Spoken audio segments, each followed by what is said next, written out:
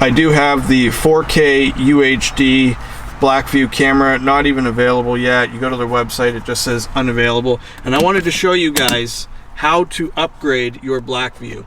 So that is the mount from the DR750S. These are the wires from the DR750S. This wire here with the gold tip, it goes to the back camera. You see where it says rear, plug it in, done, power, plug it in, done. Do the same with the black camera, and you have, or the back camera, sorry, and you have the brand new DR900S 2-channel. This knife has a straight edge on it, so it's very easy. And maybe in our world here, there lives a happy little mountain.